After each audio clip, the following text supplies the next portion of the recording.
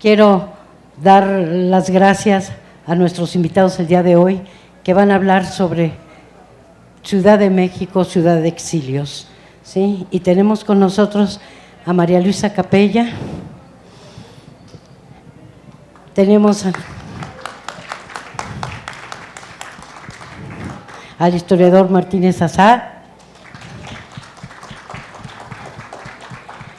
a Saúl Ibargoyen, poeta, y nos acompaña también Mariluz Suárez, teatrera. Bueno, yo nada más quiero decir que, bueno, que siempre me ha parecido que México verdaderamente es una ciudad muy abierta y que ha sido muy abierta a todos los exilios, ¿sí? Que a veces cuando salíamos a la calle en los años 70 decíamos, ojalá y nos apliquen a nosotros las relaciones exteriores que aplican hacia afuera, ¿sí? Porque hacia adentro la represión era muy grande y sin embargo se abrían de alguna manera, ¿no?, los espacios para toda la gente que venía del exilio.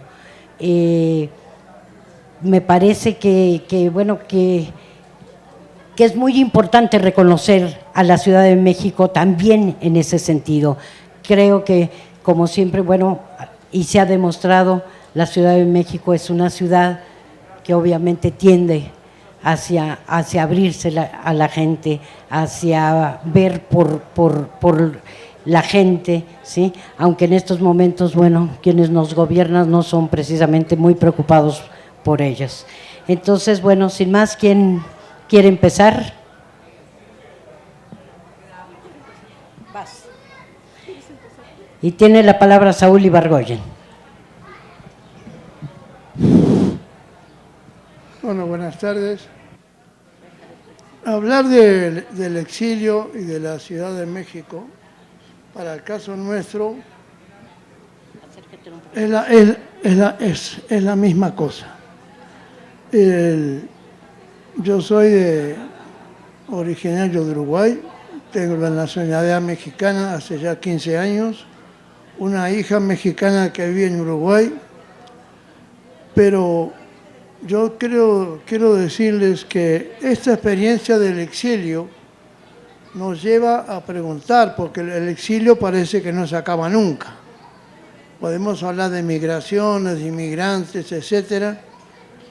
Ver lo que está pasando ahora en Tijuana con los haitianos. Se está formando un pequeño Haití. Y lo que pasa en Europa, que está recibiendo malamente lo que ha provocado los que llegan de los países como Siria, por ejemplo, que ha sido el más castigada, y que son conflictos provocados por lo que se llama Occidente. Y el rebote de eso es la cantidad de gente que va a buscar dónde vivir, dónde poner la cabeza para dormir tranquilo en la noche. O sea que ese movimiento no se acaba. Además, está el movimiento de los exilios internos. En este país multicultural, multiétnico, con 364 lenguas originarias, hay un movimiento permanente de un estado a otro. Gente que se va del ex-DF y gente que entra en el DF. Hay un movimiento permanente. Las comunidades indígenas que viven en esta ciudad. México para mí siempre ha sido como una especie de metáfora del mundo.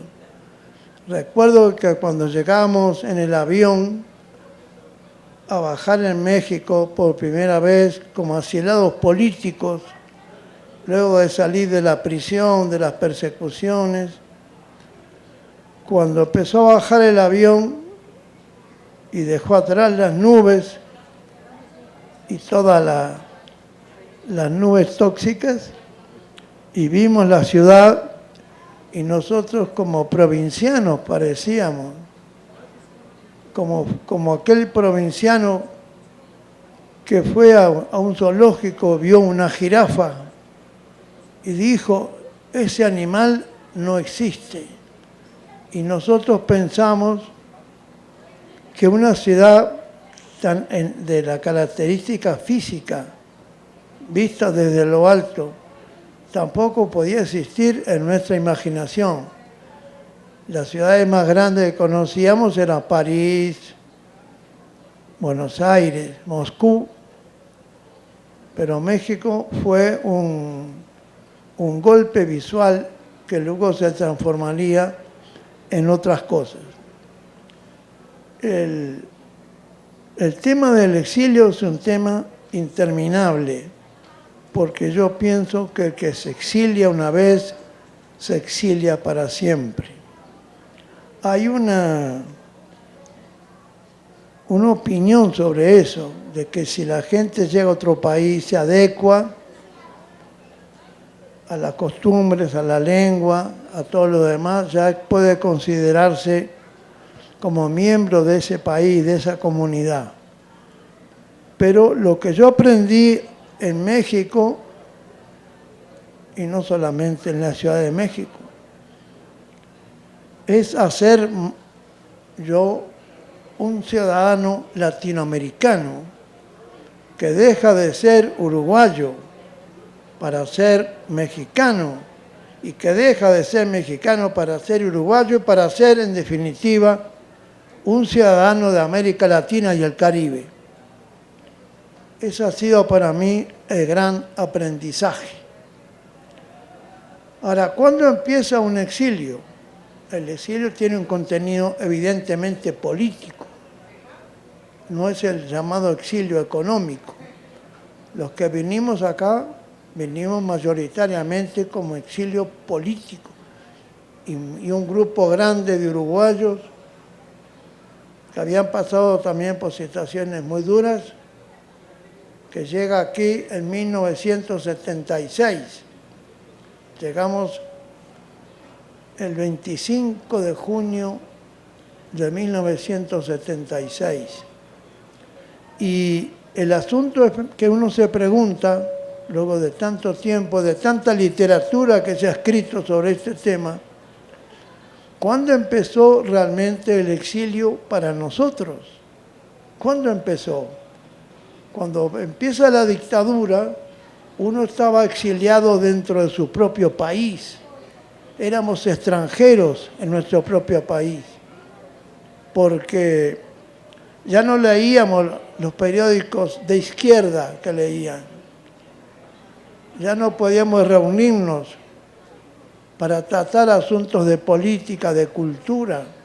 Incluso para festejar un cumpleaños había que pedir permiso a la comisaría más cercana, porque controlaban hasta los cumpleaños de 15. Fue una dictadura distinta de la dictadura chilena o de la dictadura en Argentina. La persecución allá a los dirigentes políticos y sindicales y culturales se dio de una manera, digamos, selectiva. En Argentina se detenía a la gente al barrer. Por eso no importaba lo que hiciera. Pasaba por la calle, lo metía en un vehículo y desaparecía. Eso ocasionó que en la Argentina hubo 30.000 desaparecidos. Y cuando Pinochet, que el diablo lo tenga en el infierno, dijo que había que matar a todos los comunistas, bueno, mataron más de 3.000, y tenemos que tomar en cuenta también el exilio chileno. O sea, no se mide una dictadura por la cantidad de muertos o de torturados. Eso obviamente tiene que ver, porque eso es un fascismo a la uruguaya, un neofascismo, digamos, que cumple en alguna medida con aquella definición que hizo Dimitrov sobre el fascismo, que es la dictadura del gran capital apoyada en el aparato terrorista del Estado. Eso se cumplió en parte, y además de que existen otro tipo de discriminaciones. Pero ¿qué pasó con nosotros cuando llegamos acá a México? Un conocimiento libresco, un conocimiento de México por la literatura, por el cine. De niño yo iba a ver las películas de Cantinflas con mi padre y tuve una especie de suegra que estaba enamorada de Pedro Infante, creo. Y mi mamá tenía intenciones con Jorge Negrete.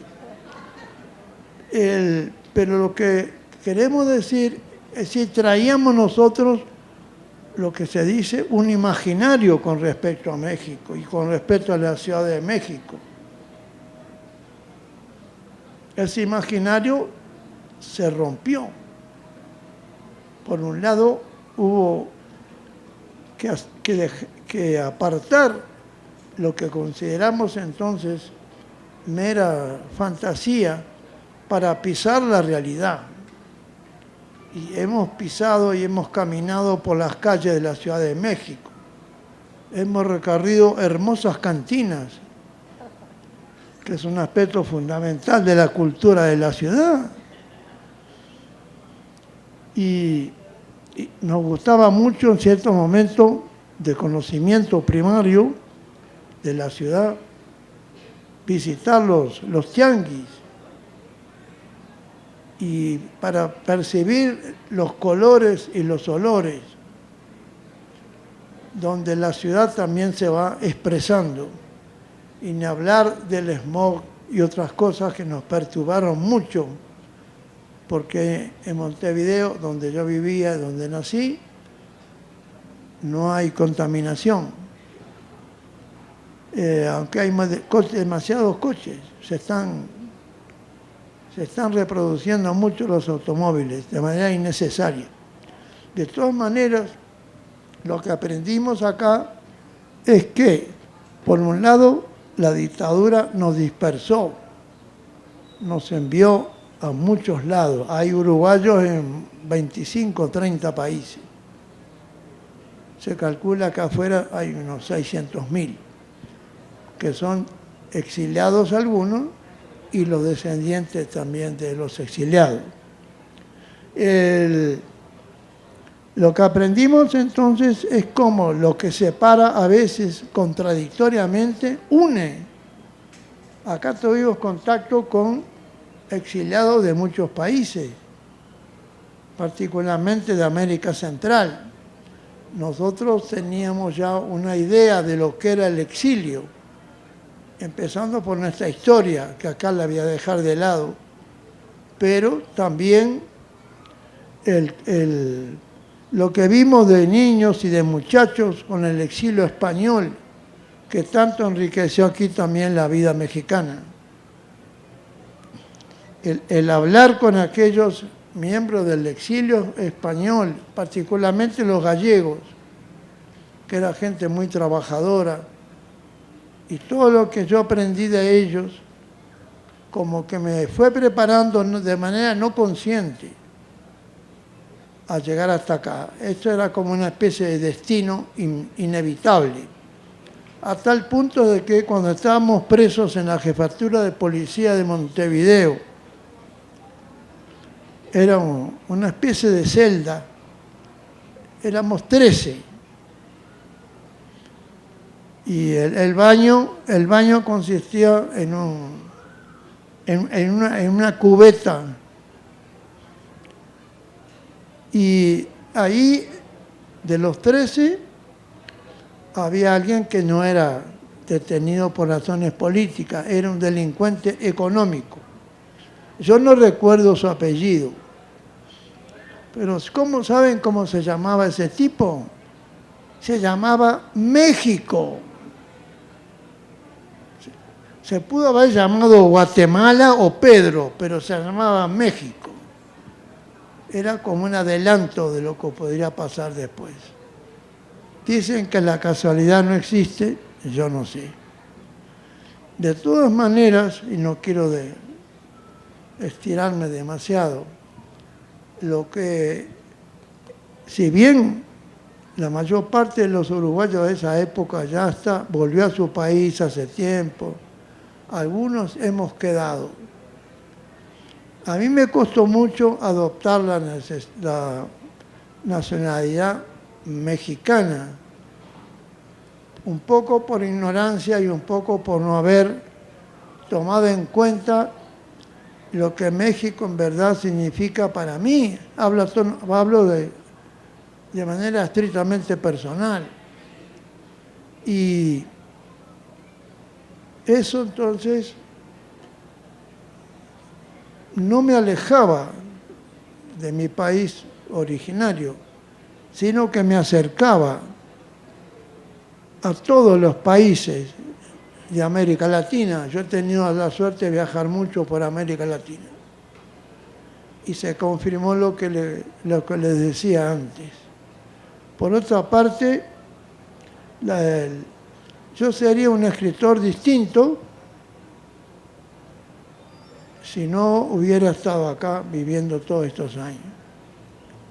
De eso tenga plena conciencia.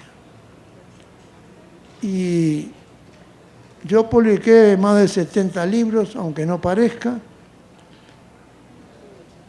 y una buena parte de eso, de esa producción, tiene que ver con los estímulos que yo he encontrado en el país y particularmente en la Ciudad de México.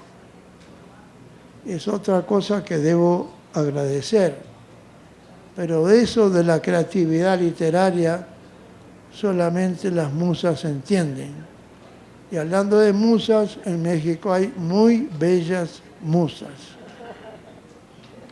Así que yo les agradezco mucho la atención y le dejo la palabra a los otros compañeros. Muchas gracias.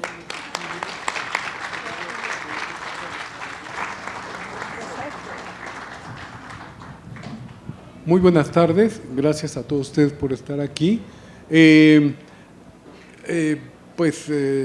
Como Saúl nos ha antecedido, hay muchas cosas que se pueden decir sobre los exilios en México. A mí, más que México ciudad de exilio, me gusta llamarle México ciudad de los exilios, porque en realidad los exilios que ha conocido este país, esta ciudad, datan desde el siglo XIX. En este libro que comienzo por el comercial, es un libro que se llama La ciudad cosmopolita de los inmigrantes. Aquí analizamos lo que ha sido la llegada a México y la presencia en México de 25 grupos de inmigrantes. O sea que tenemos que hablar de muchos grupos muy diferenciados para hablar de los exilios que se han dado aquí desde finales del siglo XIX, particularmente cuando tenemos la gran avalancha de gente que está llegando, particularmente de la crisis del Imperio Otomano en Medio Oriente, particularmente los que conocemos ahora como libaneses y judíos, que vienen de esa región y que van a formar parte también de todo lo que va a acontecer en este país. Al mismo tiempo, está llegando a México japoneses, chinos, españoles, desde luego, que están desde siempre aquí en el país, franceses, italianos, y ya a comienzos del siglo XX, después del Porfiriato, vamos a tener la avalancha de los judíos askenazí, que van a formar también un conglomerado amplio en el país, y más que amplio, muy visible por diferentes circunstancias. Los exiliados durante el proceso de guerra que se está viviendo en Europa, ya durante la Segunda Guerra Mundial, va a ser también un exilio bastante fuerte, previamente y casi vinculado al tiempo de la Segunda Guerra Mundial, pues será el exilio español, del cual continuará hablando en este momento nuestra compañera. Pero esos exilios no cesan. En los años 60 vamos a tener el exilio cubano, un exilio también fuerte en el país. No es solamente la gente, digamos,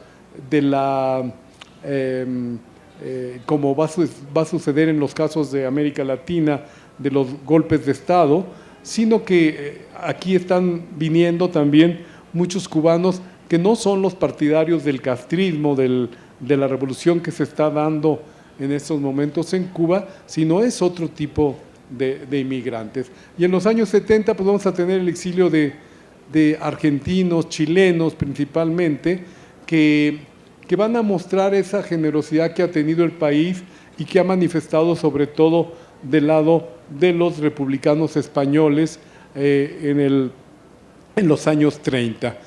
Y esto es hablar de muchas cosas, pero yo quisiera insistir en que aparte de los grandes exiliados con los que va a contar México, desde José Martí, por ejemplo, que viene en el siglo XIX, a muchos anarquistas de comienzos del siglo XX, hasta el legendario Trotsky, que va a ser una de las figuras notables del exilio, de ese exilio que va a acoger México.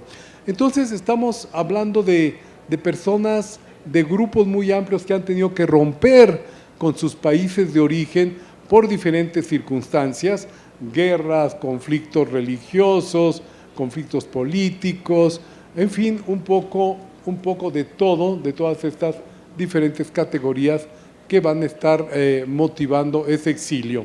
Un exilio que es parte natural también de la humanidad, porque de acuerdo con lo que dicen las tradiciones religiosas, pues los primeros exiliados se llamaron Adán y Eva, que fueron corridos del lugar donde nacieron, ¿verdad? Así es que si a partir de ahí nos venimos para acá, pues de alguna manera todos hemos sido desplazados por diferentes condiciones, algunas más graves que otras. Creo que lo fundamental de todo esto es que México, y en particular la Ciudad de México, se ha convertido en una ciudad que nosotros llamamos cosmopolita, porque ya desde los años 20 nosotros encontramos que en la Ciudad de México se hablan alrededor de 25 lenguas diferentes. Hay hoteles que tienen en sus registros a chinos, suecos, en fin, una variedad de personajes de muy diferentes partes del mundo que además no solamente están viniendo a México por ya estos motivos del que tiene que romper con su patria, sino también por otros motivos como pueden ser los negocios.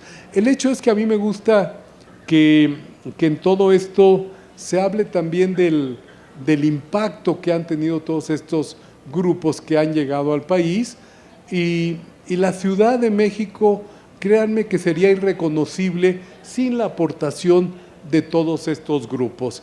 Para empezar, las jacarandas, que es un árbol maravilloso de la Ciudad de México, es un árbol traído por los japoneses, es un árbol americano, pero que no conocíamos aquí y lo trajeron ellos. Los japoneses también trajeron el cerezo salvaje, que crece en todas las bardas de la Ciudad de México, y que, bueno, ni imaginar que es una aportación de un grupo como ese, que además nos introduce al mundo, por ejemplo, de las flores.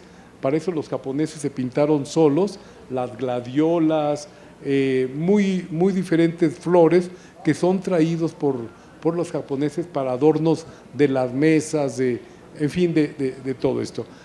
Para hablar de la comida, pues es que es absolutamente impresionante que, aunque México tiene una amplia tradición de tacos, que según Salvador Novo pues se comen desde la época prehispánica, ¿verdad? Pues resulta que los tacos al pastor ya es una fusión con la comida libanesa, porque son los libaneses que traen el carrete donde se asa la carne, que es el shawarma, y en 1930 se establece la primera taquería que le llamaron el taco árabe, porque ya mezclaba esto con todos los condimentos mexicanos, etcétera. O sea que hacia donde volteemos va a estar siempre presente los rasgos de toda esa presencia internacional de otras partes del mundo.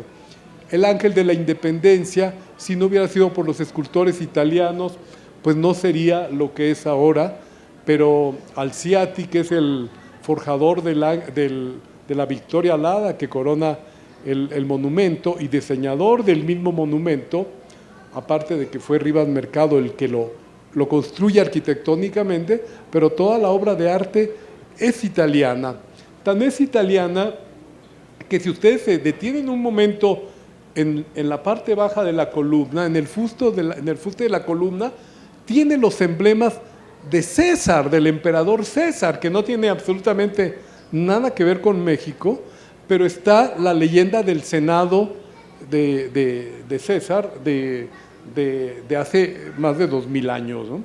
Esto yo creo que sin duda le dijeron, oigan, hacen falta algunos adornitos aquí, y pues le pusieron lo que tenían a la mano, que fue eso. El Palacio de Bellas Artes, sin todos los artistas húngaros que diseñaron los vitrales y parte de la estatuaria que vemos hacia el exterior, pues tampoco sería exactamente lo mismo, además de que el arquitecto, el diseñador de Bellas Artes es Adamo Boari, que sí es un italiano, el mismo, que va a participar también hasta cierto punto en parte de la cimentación de lo que va a ser el momento de la Revolución, que era el Palacio Legislativo, por cierto, diseño de un francés. Así es que México es a veces mucho más cosmopolita de lo que imaginamos, por toda esta presencia que vamos a tener de manera constante. Con el exilio español, del cual nos hablará, pues muchos de los académicos, escritores reconocidos, pues vienen con ese grupo, con el grupo republicano. Pero aparte de eso tenemos austriacos, alemanes, en fin, gentes muy notables que han influido o incidido en muy diferentes aspectos de la vida nacional. Hasta los gitanos, porque tenemos grupos de gitanos también que llegaron a la Ciudad de México, y bueno, imagínense que cuando a una señora que a lo mejor conocen el nombre, Yolanda Vargas Dulce, se le ocurre hacer una telenovela que se llama Yesenia, no tenía mucha idea de los gitanos, entonces fue a una aldea de gitanos aquí en la Ciudad de México, que era reconocida ese grupo, porque había un señor que andaba con un oso por aquí por la Alameda, que seguramente los papás de algunos de ustedes vieron. El oso se paraba aquí frente al Hotel del Prado, que se cayó durante el temblor de 85, y hacía bailar el oso. Esos eran gitanos, y Yolanda va y los trae para que le expliquen un poco cómo son los rituales y tal, y puedes ponerlo de esa manera en la telenovela que en su momento tuvo mucho éxito en la televisión mexicana. Bueno, esto es un poco nada más cuestiones de la vida muy cotidiana que nos permiten entender esa influencia de los extranjeros, de los inmigrantes, muchos exiliados que tuvieron que ver con esta ciudad. Ahora, pese a la generosidad que ha tenido el pueblo de México, yo lamento particularmente, siguiendo un poco la línea de lo que exponía Saúl, lamento que no hayamos tenido ninguna capacidad para recibir algunos de los inmigrantes sirios, que en este momento se calcula que pueden ser 6 millones de inmigrantes que están esperando turno para pasar por Europa, etcétera. En México tenemos un proyecto muy pequeño que ha hecho la sociedad civil, que se llama el proyecto Habesha. Hemos recibido a 10 estudiantes sirios, y la intención es recibir a 30 estudiantes. Solamente son estudiantes porque ante la avalancha de demanda que hay para salir de un territorio que ha tenido una brutalidad tal con los nativos en los últimos tiempos en la guerra, pues la necesidad de salir de ahí es enorme. Hay muchísimos inmigrantes. Solamente en Líbano hay 1,5 millones de sirios, en Jordania hay 2 millones, en Turquía 4 millones, así es que es absolutamente espeluznante las cifras que se pueden dar de lo que está sucediendo en esa región del mundo. Y México, pues insiste en que como tenemos el problema centroamericano, el problema de siempre, México, Estados Unidos, entonces no podemos atender lo que sucede en otros sitios. Creo que en muchas épocas, en particular la de Lázaro Cárdenas, pues se recibía gentes de todas partes del mundo, no se estaba esperando a resolver el problema de México, que bueno, cada país tiene sus propios problemas que son de muy, muy difícil solución. Así es que nada, les voy a dar un dato. A principios del siglo XXI había, de acuerdo con las cifras de Naciones Unidas, 180 millones de personas que vivían fuera del lugar de nacimiento. En este momento, en 10 años, la cifra ha aumentado a más de 200 millones. 200 millones no viven en su lugar de nacimiento por todos estos movimientos que tienen lugar, algunos provocados a causa de estas guerras tan brutales. Bueno, yo quiero terminar. Hay mucho de lo que se puede hablar, hay muchas historias, hay seguramente preguntas que se les pueden ocurrir a muchos de ustedes. Muchos de los exiliados han sido exiliados con cierto éxito.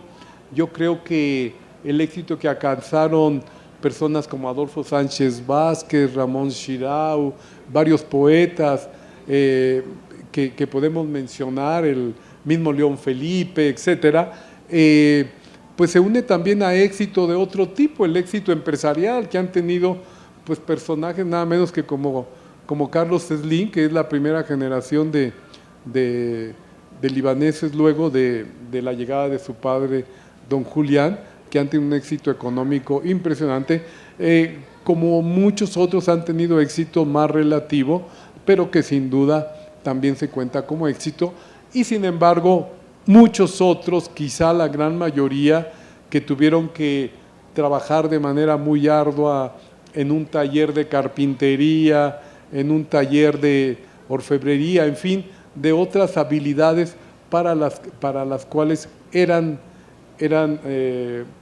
tenían mucha capacidad. Entonces, pues hay miles de historias. Yo creo que para concluir lo que me gustaría decir es que a mí ya no me satisface mucho la palabra esta de decir en México todos somos mestizos, pensando solamente en la fusión del español con el indígena.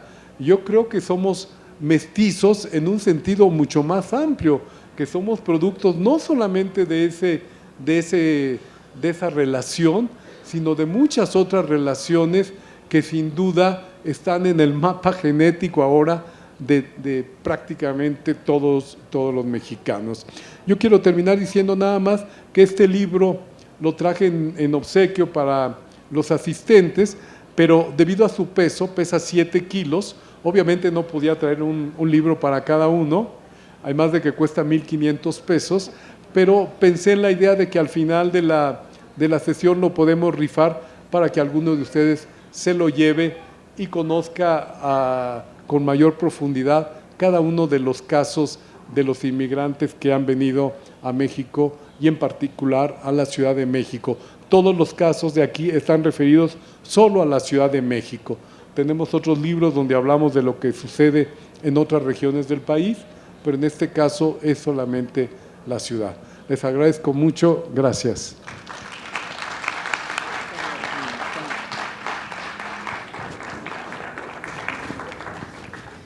Buenas tardes, les agradezco muchísimo su presencia, así como agradezco a Paloma la invitación, y aprovecho ya que tengo el micrófono, no solo para agradecer la invitación, sino lo que hacen Paloma y Paco Ignacio Taibo para ofrecernos, para acercarnos a la lectura, ¿no? Que me parece que es una labor muy estupenda.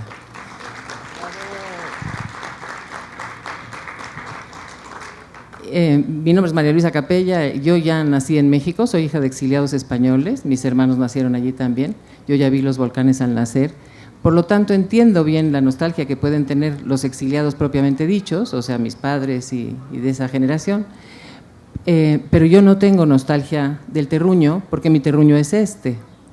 Lo que sí tengo, como me parece que tenemos muchos de los descendientes de los exiliados españoles, es una fidelidad a unos valores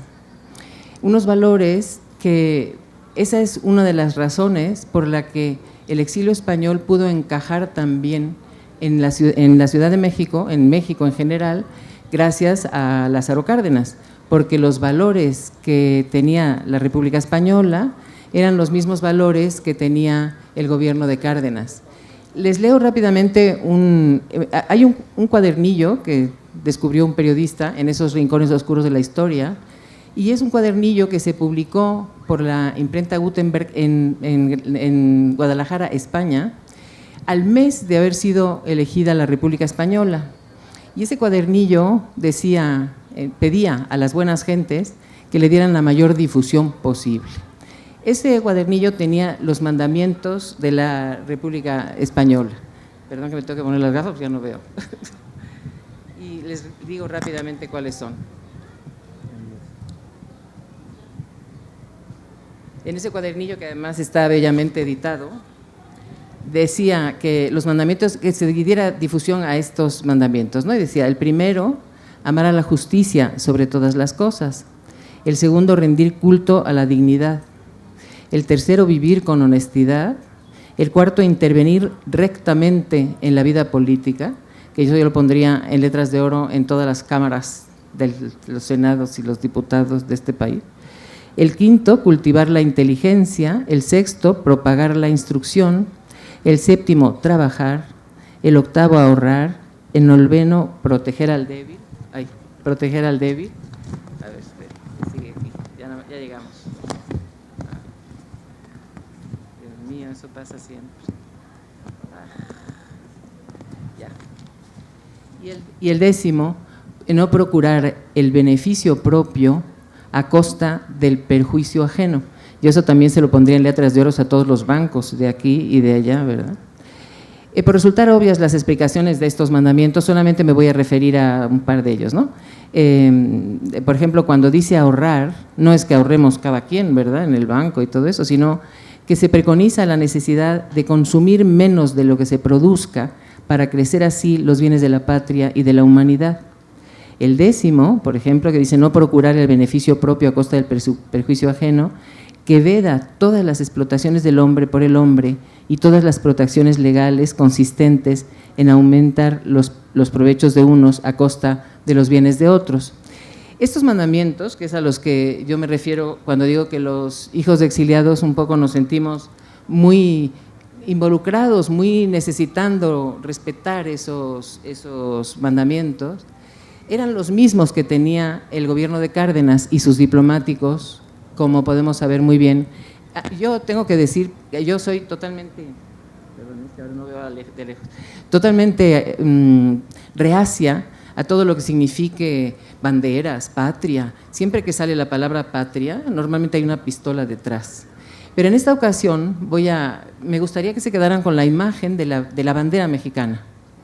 La bandera mexicana, que cuando sale el exilio español a Francia, salen 500,000 de personas, los ponen en unos campos de concentración, y les daré solo un dato. La mortalidad infantil en esos campos de concentración era del 97%, es decir, se morían todos los niños, porque no era en la playa, un invierno espantoso, pasaron muchos meses, incluso algunos años ahí, ¿no?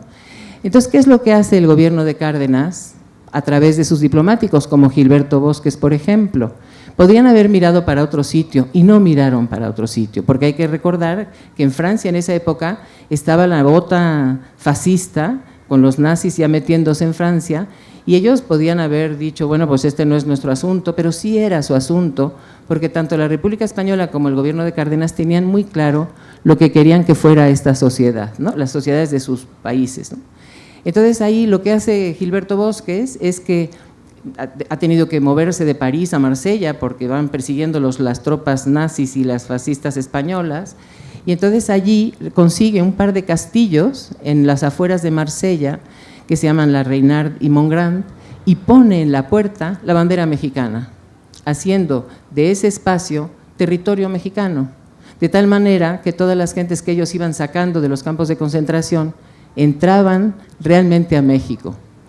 La segunda imagen que me parece que es importante tener es cuando, por ejemplo, el embajador Martínez Corbalá tiene que cubrir con la bandera a unos chilenos para meterlos a la embajada mexicana en Chile, para que no se los lleven los milicos que ahí andan, ¿verdad?, buscando a ver, como muy bien comentaba don Saúl, que barrían y de paso se llevaban a quien fuera, ¿no? Y también otra imagen es cuando el propio embajador Martínez Corbalá en un autobús va sacando a los chilenos. Y claro, ahí están los generalotes, ¿verdad?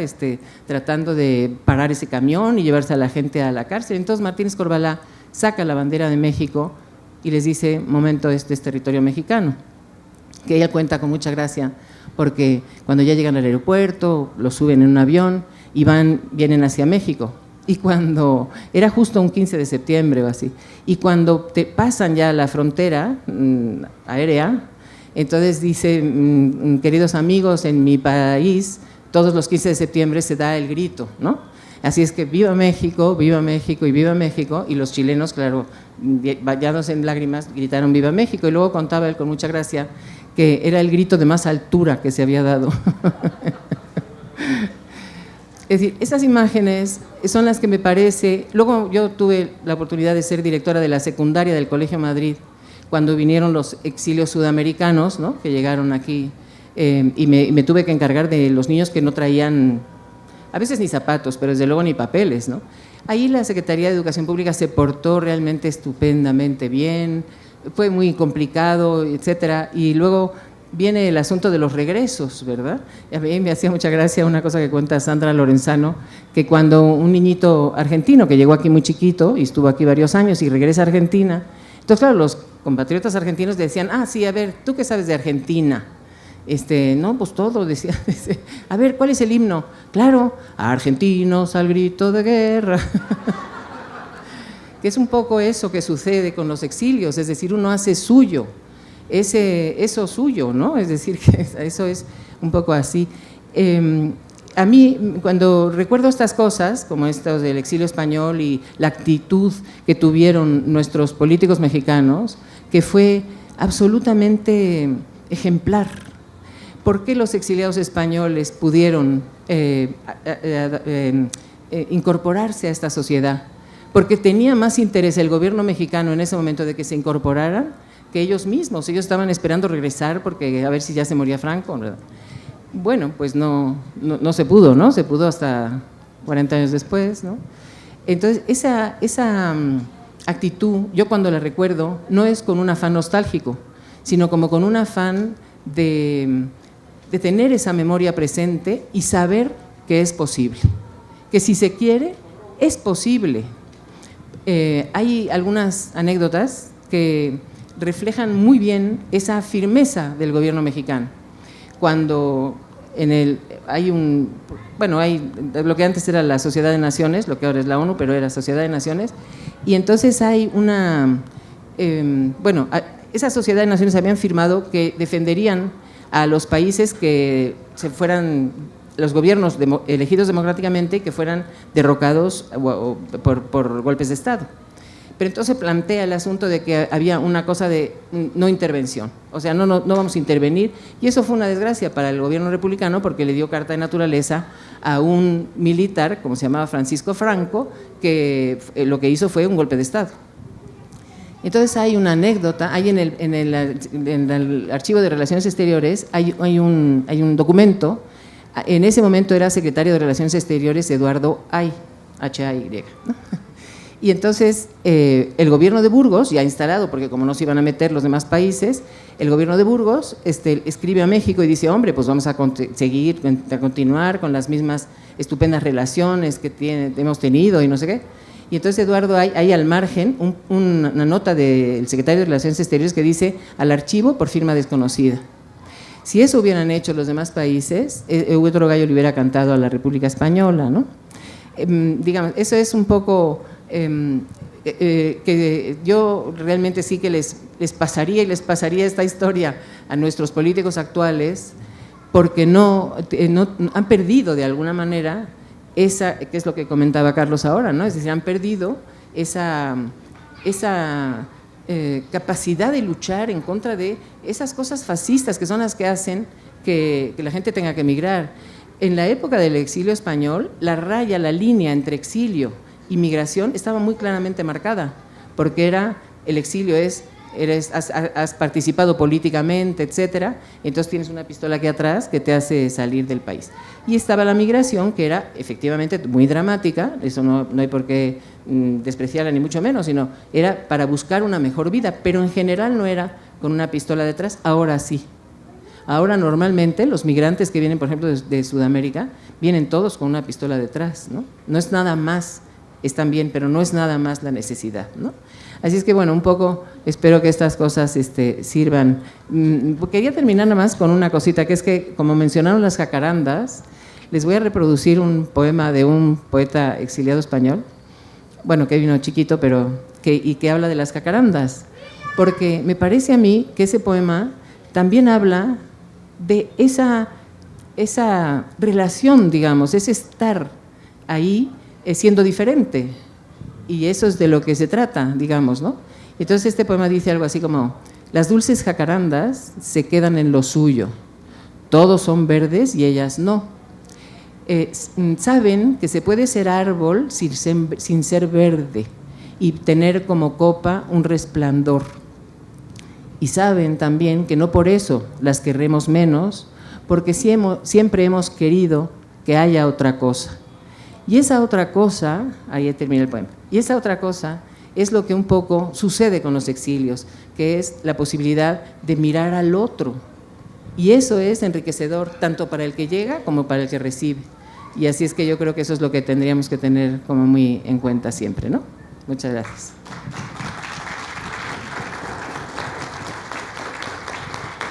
Preguntas, ¿no? No sé si habrá preguntas, ¿no? ¿Alguien quiere hacer alguna pregunta? Mientras se deciden, yo quiero contarles también una anécdota. Yo soy hija también de exiliados españoles, nacida aquí en México, pero bueno, criada siempre pues por unos padres que pensaban que estaban, y que era verdad, que estaban agradecidísimos con cómo había abierto las puertas México a todos los exiliados españoles, pero siempre pensando en que muy pronto iban a volver, ¿no? Y que estaban aquí de paso. Entonces yo me crié, como María Luisa igual, en el Colegio Madrid. Los sábados y los domingos íbamos al Parque Arturo Mundet, y entonces siempre rodeada de de todos hijos de españoles. Es más, tan era así que yo pensaba que en España solo había adultos, porque los niños éramos mexicanos, ¿no? Y los adultos eran españoles, entonces me parecía que era absurdo. Pero, pues bueno, así fue toda mi educación hasta que llegué a la universidad, y el primer día que estuve en la universidad, nunca se me va a olvidar, el profesor Flores Olea me preguntó cómo me llamaba, y yo dije: Paloma Saiz Tejero. Entonces me dijo: ¿es usted española? Y entonces la sensación es que me habían dado una bofetada, ¿no? Dije: no, soy mexicana, ¿no? Pero como que la más sorprendida era yo, porque bueno, yo estaba acostumbrada a hablar con la C y con la Z, ¿no? Y entonces me parecía como absurdo que alguien me preguntara, que me dijera que si yo era española, ¿no? A partir de ese momento nunca, jamás volví a pronunciar ni la C ni la Z, ¿sí? Dije: tengo que ser mexicana. Eso fue como mi primer paso que me dio a la mexicanidad. El segundo, ¿sí?, fue en septiembre de 1968, en Ciudad Universitaria, cuando cantamos ahí el 15 de septiembre el himno nacional. Por primera vez tuvo sentido cantar el himno nacional. Por primera vez yo me apropiaba del himno nacional. Por primera vez de verdad me sentí mexicana. Entonces, bueno, y desde entonces creo que soy más mexicana. Como bien dice María Luisa, esto no quiere decir que reniegues de toda tu historia y de todo lo contrario, pero sí me reconozco como mexicana y como muy mexicana. Gracias. ¿Alguien quiere tomar la palabra?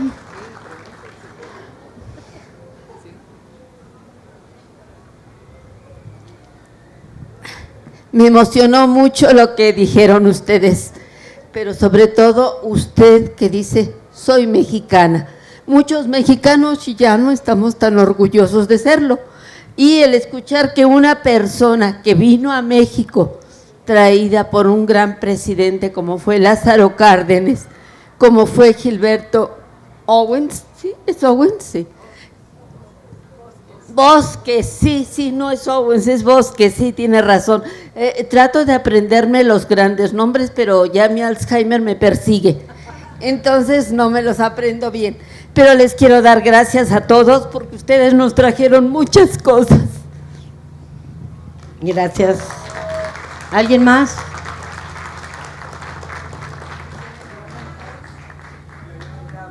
Ay, perdón. La pregunta es, saliendo de la Ciudad de México, ¿qué otra ciudad importante de México tiene más exiliados o migrantes? Sí, o sea, Guadalajara. En México, sí. Bueno, ¿ya? Bueno, es muy interesante su pregunta porque sí hubo una distribución que tenía que ver con muchas cuestiones culturales y económicas, ¿no? Entonces, el lugar que tuvo más libaneses en México fue la península de Yucatán, es decir, juntando lo que son los dos estados, Campeche, los tres, Campeche, Mérida y Quintana Roo, fue la mayor concentración de libaneses. Con el tiempo, pues ya la mayor concentración está en la Ciudad de México. Pero sucedió algo semejante, franceses en Guadalajara, que fue una población muy amplia, se nota mucho en los rasgos físicos de muchos jaliscienses, que sigue viendo uno ahora muchos de ojos azules, mujeres rubias a veces, en fin, hay una presencia muy fuerte ahí. Entonces estuvieron un poco en todas partes, digamos, pero también en un grado donde había de muy diferentes lugares. Por ejemplo, la población coreana en Yucatán es una población muy importante, como fue la china en Tijuana, en Sonora, en fin, hay una distribución que es muy singular, ¿no? Y un poco nada más con el asunto de lo anecdótico, quisiera comentar que de los grupos, del grupo libanés, un gran éxito es el que establecen en el cine mexicano. Los productores que impulsan lo que se llama la época de oro del cine mexicano son libaneses. En principio es Miguel Zacarías, que además es el que descubre a María Félix y la hace filmar el Peñón de las Ánimas, que es su primer gran éxito. Y muchos actores son de origen libanés. Mauricio Garcés, que fue el actor más popular de los años 60, es el que metió más gente a las salas de cine durante esa década. Fíjense qué curioso, es la época del movimiento estudiantil del 68 al que aludía Paloma, y sin embargo en el cine es un momento de mucho regocijo, relajo, etcétera, ¿no? Pero una película que fue muy sintomática del exilio libanés es El Baisano Jalil, con Joaquín Pardavé, que pues mucha gente, ustedes han visto. Los libaneses consideraron que era una broma porque el productor era un judío, era Gregorio Wallerstein, que fue el que organiza todo para que se haga esa película. Entonces, algunos libaneses decían que había sido una venganza de los judíos para burlarse de los libaneses, lo cual no sé si sea verídico o no. La parte simpática es que mi abuelo, que hablaba árabe, lo engatusamos para que fuésemos a ver la película El Baisano Jalil, que pasaba en algún cine, digo, no en el tiempo de estreno, posteriormente, ¿no? Entonces fuimos al cine y pues todo el mundo se reía, y cuando salimos le preguntamos al abuelo, ¿qué te pareció la película? Y dice, pues no entendí mucho, ¿por qué todos se reían tanto de estos españoles que salen en la película, ¿no? Nunca se dio cuenta o nunca aceptó que eran libaneses como en el estereotipo que estaban haciendo desde México, que consideraban que el libanés era así, pero el abuelo nunca se vio reconocido en Joaquín Pardavé, y al contrario, dice, bueno, estos son españoles, ¿verdad? Los que están haciendo estos chistes. Y bueno, les decía, como esto está lleno de veras de historias que pueden ser siempre muy, muy agradables, muy simpáticas, de todo ese anecdotario, ¿no? Yo quería aumentarle para responder a su pregunta. En el caso del exilio español, Cárdenas propuso que se repartieran por la República. No, fue muy difícil hacer eso. Hubo algunos intentos, en Chihuahua se hizo lo que llamarían ahora un proyecto sustentable, ¿no? Que era que la gente hacía sus casas, sembraba su comida, etcétera, etcétera. Fue un proyecto interesante, pero no tuvo resultados. Donde se quedó alguna gente más fue en Veracruz, porque fue la llegada. Entonces ahí, por ejemplo, hizo el primer colegio que hicieron los exiliados, estaba en Córdoba. Y la verdad es que hay una fotografía que a mí me gusta muchísimo, lástima que no la traigo, porque los profesores que estaban ahí no tenían, bueno, los exiliados españoles, los españoles no tenían idea de lo que era México, que si Cananas, que si la Revolución, que si Zapata, que si Villa, pero no tenían en realidad idea de lo que era, ¿no? Entonces estos catalanes, que además tenían toda la pinta de catalanes y toda la manera de hablar de catalanes, pues no conocían la zona, ¿no? Y entonces sí que pusieron, porque la educación en la República era una preocupación importante, entonces enseñaron de una manera tal que cuando se les hizo un homenaje, estaba ahí un priista, un panista, un perredista, el que vendía los periódicos en la esquina, un ama de casa, etcétera, y todos decían, dice, ojalá que nuestros hijos tuvieran maestros como ustedes, porque nosotros conocimos la zona gracias a ustedes, porque ellos hacían como un mapa de estos de relieve, que era una cosa muy didáctica en la educación de la República, para que supieran con los ojos vendados, pues acá está la montaña fulana y acá va el río y no sé qué. Y decían, que conocieran la zona como la conocimos nosotros, y por ustedes aprendimos a utilizar la palabra indio sin sentido peyorativo. Ese era un colegio en Córdoba, y luego ya hubo también en Torreón y algunos así, pero en general el exilio español se concentró en la Ciudad de México, eso sí.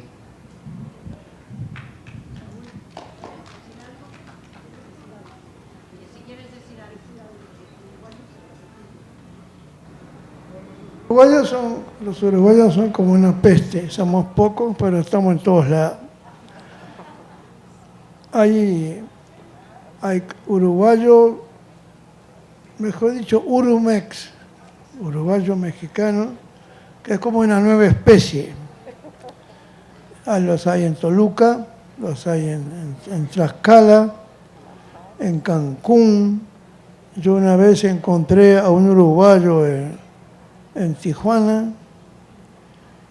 Siempre en algún lugar uno encuentra un uruguayo. Es inevitable.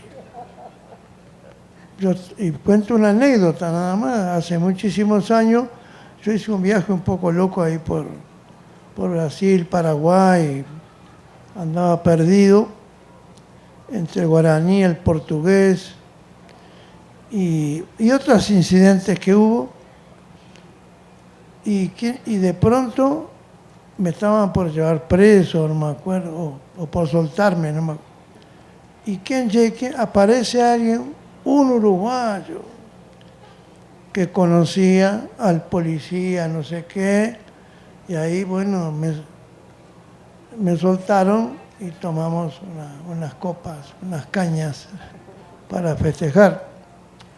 De todas maneras, yo creo que la uruguayidad que llegó a México, en general podemos decir, porque nada es perfecto, trató y en buena manera lo consiguió de integrarse a los procesos sociales, culturales, productivos de la Ciudad de México en particular, porque acá éramos la mayoría, y del país en general. De eso yo doy fe. Y los que somos urumex tenemos todo el derecho de criticar a los malos gobiernos de México y también al gobierno de Uruguay cuando meten la pata, que cada vez la meten más a menudo. Tengo esa doble característica, dos presidentes, y los puedo criticar a los dos y nadie me puede decir nada. Pero claro, hay que tomar en cuenta que México ha sido un país receptor, pero también un país expulsor. Por eso hay millones de nuestros compatriotas en Estados Unidos y también en otros lugares. No estamos hablando acá de una situación idílica, porque la situación de exilio es una situación particularmente dramática y aún llega a ser trágica. Nosotros recordamos en la época del exilio aquí, del año 76 al 84 y algo más, cuando murieron 2 o 3 compatriotas que estaban esperando el momento para regresar a Uruguay. Y entonces creo que hay que ver las cosas con el mayor realismo posible y moverse en el curso de la vida en el cual hay de todo. Y nosotros pues hemos tratado, y creo que en parte lo hemos conseguido, en lo personal quiero decir. Yo he trabajado en el periodismo, he trabajado en la Escuela de Escritura de la SOGEN. Es como decía Neruda, que los poetas deben cumplir trabajos dentro y fuera de la ley. Y tengo la alegría de decir que en mis cursos, tengo un taller de poesía hace 20 años que es totalmente honorario. A veces alguno de los muchachos no tiene plata y le pago el café. Y dentro de mi trabajo literario yo he tratado de colaborar en lo posible. He tenido más de 600 alumnos y algunos de los cuales han logrado un desarrollo importante en su carrera literaria. Y yo les agradezco a ellos, a mis alumnos, porque mucho aprendí también de ellos. ¡Viva el pueblo de México! Palomita, se me pasó una de las imágenes que quería que se quedaran con ella en cuanto a las banderas. Y es que el general Cárdenas había encargado a Luis y Rodríguez, uno de los diplomáticos mexicanos que estaba en Francia ayudando a los exiliados, que estuviera muy pendiente del presidente Azaña, que era el presidente de la República, ¿no? Entonces se murió en la frontera justo, y estaban ahí en el jaloneo la policía franquista, la policía francesa, que ya era bastante fascista, y Luis y Rodríguez de inmediato acudió porque porque querían enterrarlo con la bandera republicana y no dejaban, ¿no? Entonces Luis y Rodríguez dijo, a ver, o sea, aquí calma, y nos amanecemos, y este señor se va a enterrar con la bandera mexicana. Eso será una esperanza para los exiliados españoles, un orgullo para nosotros los mexicanos y para ustedes una dolorosa lección. Y cuando Luis y Rodríguez murió aquí en México, lo enterraron con la bandera republicana. Y por eso quiero esas imágenes, yo creo que dicen mucho y que con pocas palabras, ¿verdad? Ya se sabe lo que México ha hecho, ¿no?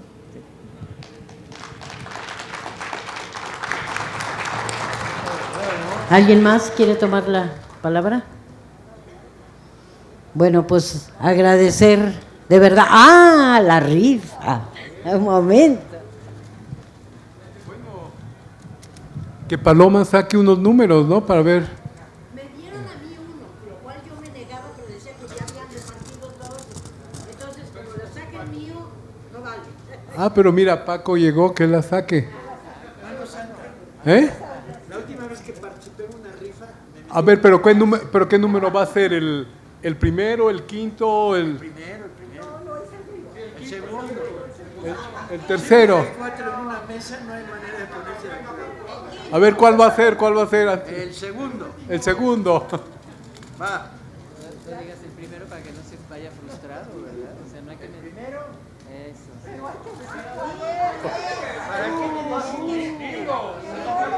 Para la emoción. El que no gane. El que no ganó, ese le va. Y el que sí ganó, visto así es el 77. Visto así sigue siendo el 77. 77.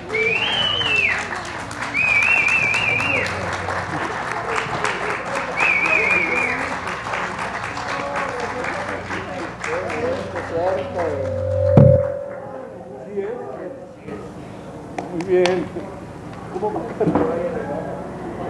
Sí, no, eso es una joya, ¿eh? Bueno, pues hay que darle las gracias, bueno, a Carlos Martínez Azad por ese gran regalo que se lleva la compañera, pero hay que agradecer también, por favor, a María Luisa Capella, a Carlos, a Saúl y a Mariluz el haber estado aquí esta tarde, y gracias a todos ustedes.